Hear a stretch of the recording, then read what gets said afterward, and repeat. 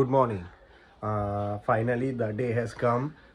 কোথায় যাব, কোথায় কি করব সব বৃত্তান্ত আমি পরে শেয়ার করছি। তার আগে আজকে 25 December. Wish you happy merry Christmas. Cake কাটা হয়ে গেছে, কেক খেয়েও নিয়েছি, বাট এখন আমি বিছানায় পড়ে রয়েছি। ওয়েদার খুব ভালো।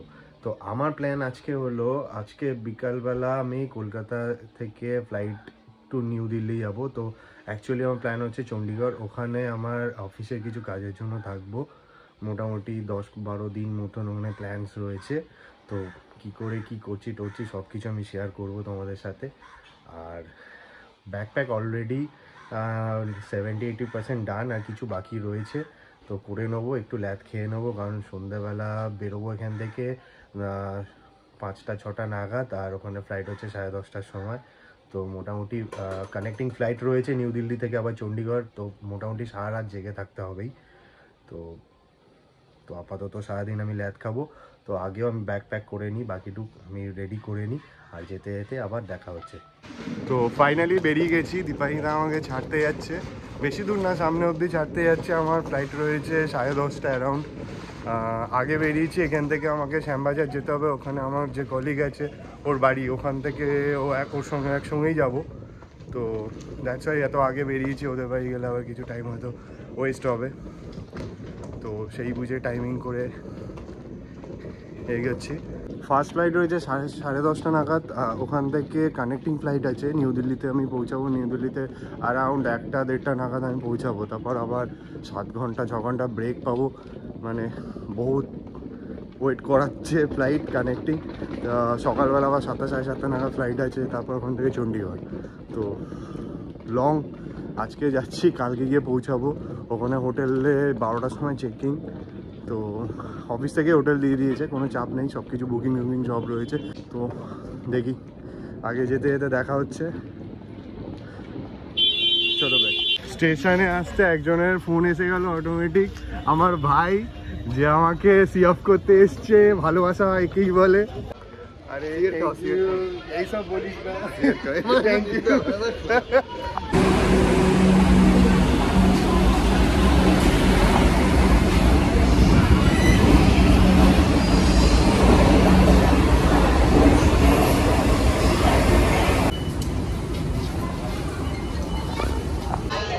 তো ফাইনালি পৌঁছে গেছি, উত্তমের জন্য ওয়েট করছি। সামনে শোভাবাজার সুতানুটির এখানে অপোজিট অফ মিত্র ক্যাফে। আর আমার উত্তম চলে এসছে, তোমার দেখা। ভাই এসে গেছে, ভাই এসে গেছিস ভাই। একসঙ্গে এবার যাইনি, পুরো 15 দিন মতন অলমোস্ট একসঙ্গে থাকবো।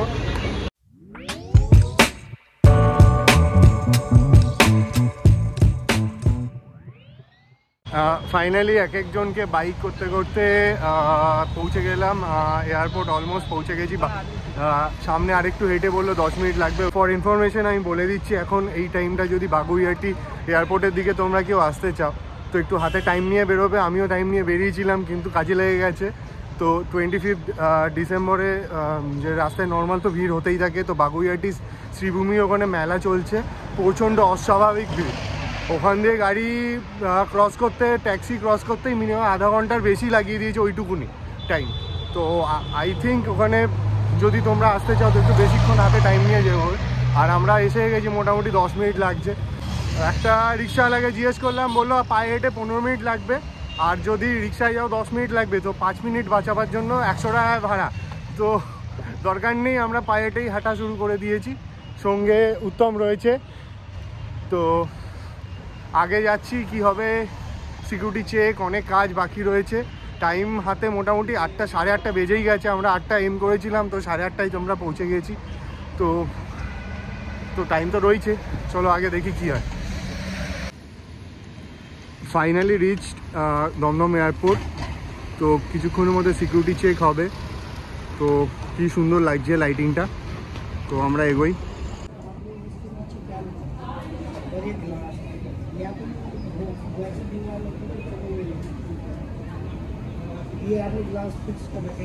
তো ফাইনালি পৌঁছে গেছি। আমাদের চেকিং সব ফর্মালিটিস পূরণ হয়ে গেছে, টিকিটস অ্যান্ড অল সব কিছু পেয়ে গেছি।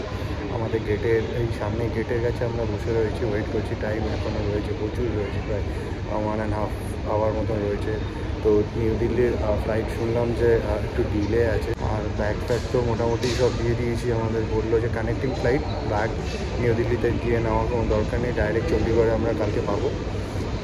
তো শুধু ওখানে সেকেন্ড যে টিকিটটা পেয়েছি আমরা, সেই টিকিটের মধ্যে গেট নাম্বারটা নেই বললো, ওখান থেকে একটু ইনকোয়ারি করে নিতে চেকিং কাউন্টার থেকে ইন্ডিগোর।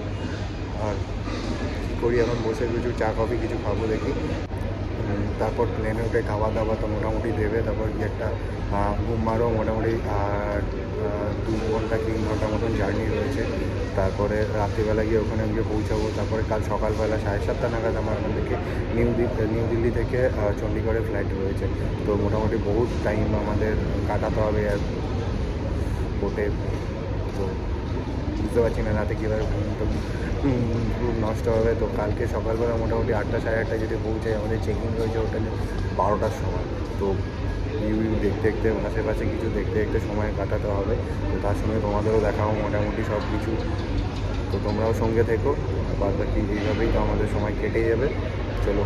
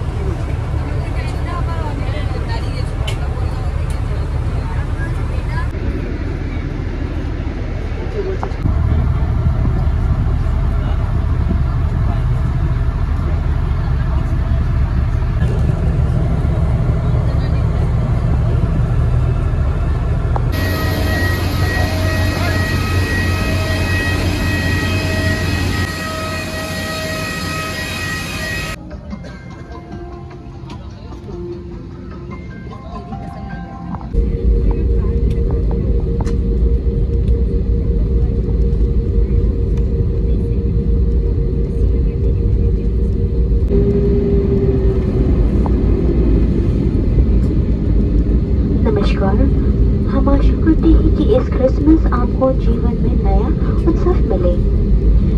धन्यवाद। Ladies and gentlemen, may this carol fills your homes with warmth and wishes. Wish you a very Merry Christmas. Thank you.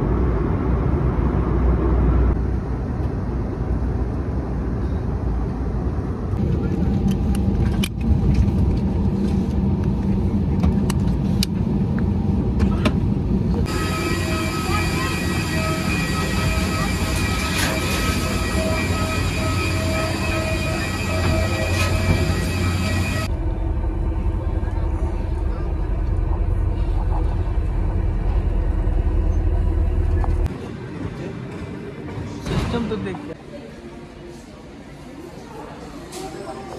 তো আমরা ফাইনালি দিল্লিতে পৌঁছে গেছি। তো অ্যারাউন্ড এখন বাজে হচ্ছে 2টো। তো আবার কিছু সিকিউরিটি চেকিং করলাম, কারণ আমাদের কানেক্টিং ফ্লাইট, ওখান থেকে আমরা আবার চলে এসেছি। লাউঞ্জ অ্যাক্সেসের দিকে আমরা গিয়েছিলাম, কিন্তু প্রচণ্ড লাইন, আর দেখলাম ভর্তি লোকজন রয়েছে।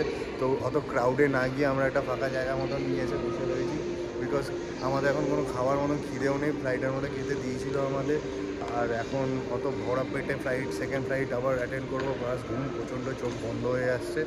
তো আবার সকালবেলা এখানে মোটামুটি 4-5 ঘন্টা তো এখানেই থাকতেই হবে, কারণ 7:30টার সময় আবার সেকেন্ড ফ্লাইট রয়েছে। একেবারে চণ্ডীগড়ে গিয়ে খাওয়া দাওয়া করবো। তো এখানেও বসার জায়গা আছে, লাউঞ্জে বসার জায়গা আছে, কোনো ডাজেন্ট ম্যাটার। যদিও রয়েছে HDFC কার্ড, সেটা 4টে ডোমেস্টিক আমাদের অ্যাক্সেস ফ্রি দিচ্ছে, বাট আমরা তাও ওখানে যাচ্ছি না, বিকজ অত ক্রাউডের মধ্যে যেতে ইচ্ছে করছে না বেসিক্যালি, তাই জন্য। তো এখানেই কিছুটা টাইম স্পেন্ড করে দেবো, এদিক ওদিক ঘুরে টুরে একটুখানি রেস্ট নিয়ে, যদি ঘুমাতে পারি ঘুমিয়ে নেবো, তারপরে আবার সেকেন্ড।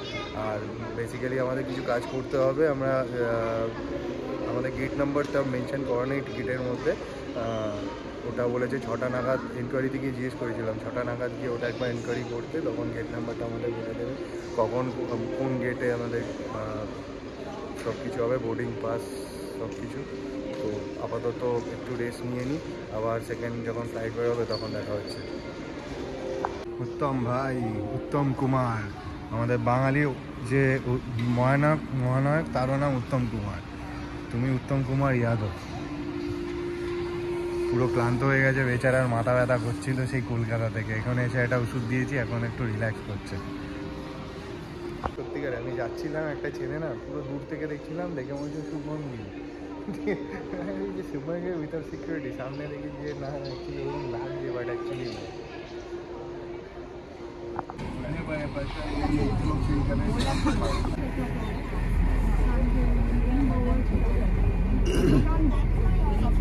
ना। ये लोगों ने जो छोटा होता है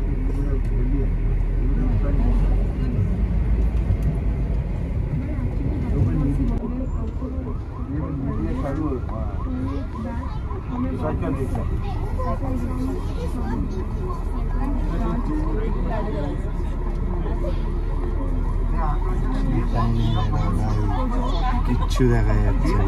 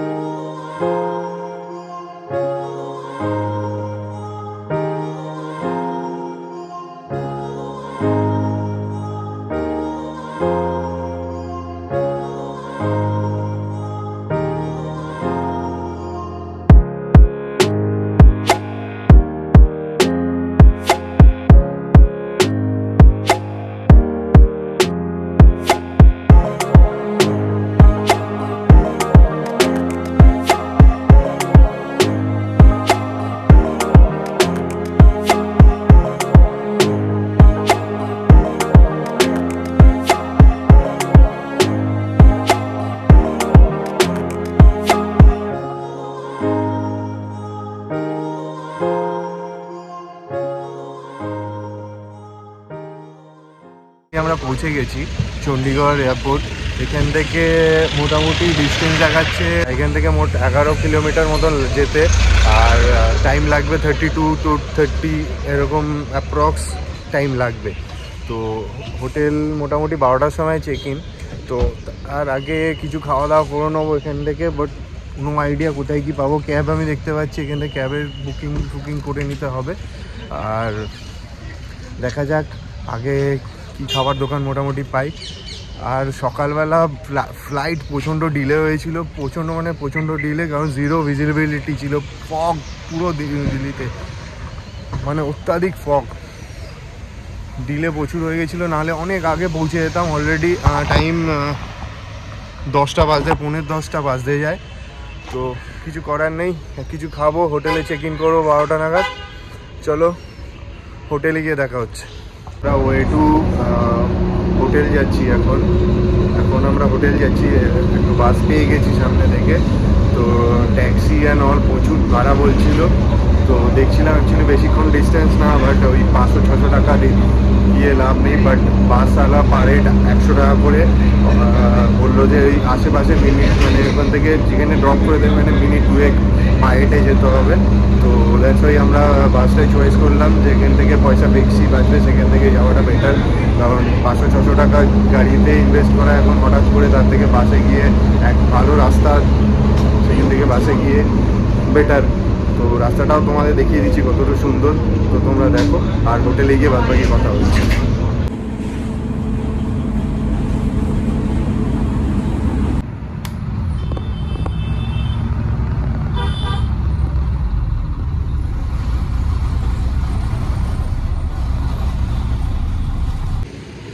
তো ফাইনালি আমরা আমাদের হোটেল চলে এসেছি, দ্য হোটেল পার্ক ইন।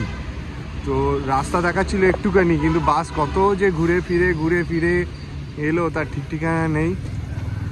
তো হোটেলে মোটামুটি চলে এসেছি, তোমরা সঙ্গে থাকো, দেখিয়ে দিচ্ছি। চলে আয় ভাই।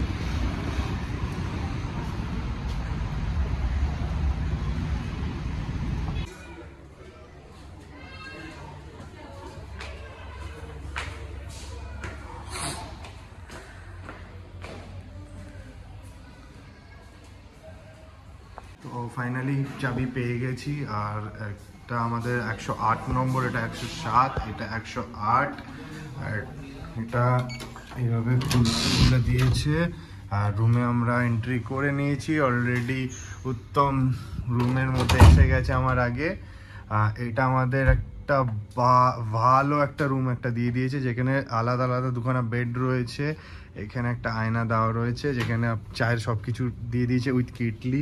জল এখানে রয়েছে, টিভি একটা রয়েছে, এর পাশে মেন রোড, এখান দিয়ে সোজা ওই সাইডে মেন রোড পড়বে। আর এই সাইড থেকে এসে নিচে একটা ফ্রিজ রয়েছে, ছোট্ট মতন ফ্রিজ, আর এখানে একটা লকার মতন রয়েছে। আর এই সাইডটা যদি আমি টাচ করি, এখানে বাথরুম, এটা বাথরুম, এখানে স্নান করার জায়গা, আর এখানটায় একটা আয়না রয়েছে। বেশ ভালো রুমটা দিয়েছে। আপাতত একটুখানি স্নান ফান করে ফ্রেশ করে রেস্ট নেবো। চলো আবার পরে দেখা হচ্ছে।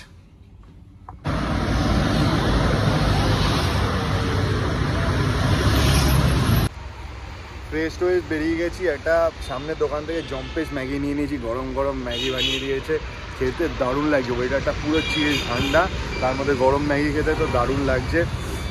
আর এটা একটু খেয়ে আশেপাশেটা ঘুরবো, দেখি কি আছে। মোটামুটি সাইট সিন তো জানি না এখানে কি আছে, তো দেখি ঘুরে একটু মার্কেটটা কীরকম লাগছে না লাগছে। তারপরে এসে দুপুরবেলা কিছু খেয়ে দিয়ে একটা ঘুম মারবো, তারপর আবার বিকালবেলা বেরোনো যাবে। চলে আপাতত ম্যাগি খেয়ে মজা নিই। ম্যাগি খাও, ম্যাগি ভালো লাগছে ভাই।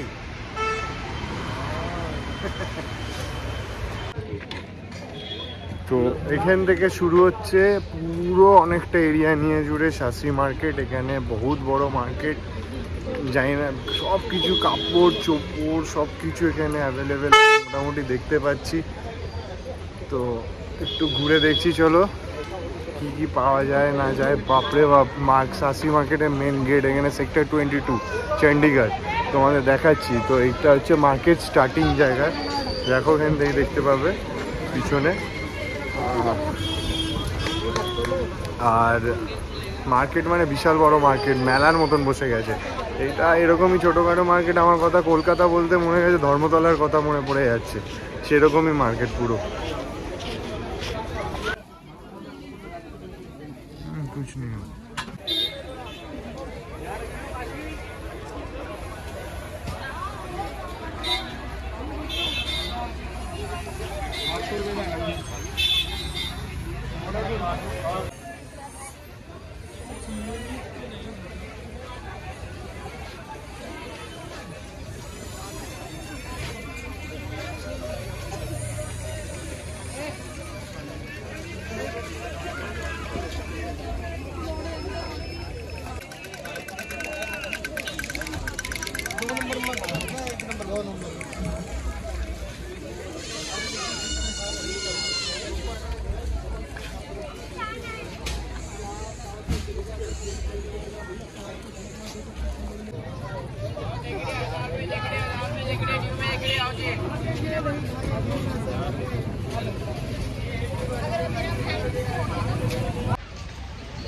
বেসিক্যালি আমি একটা জিনিস খেয়াল করলাম, এখানে ঘর ডেকোরেশনের কিছু জিনিস তো বিক্রি হচ্ছে, আর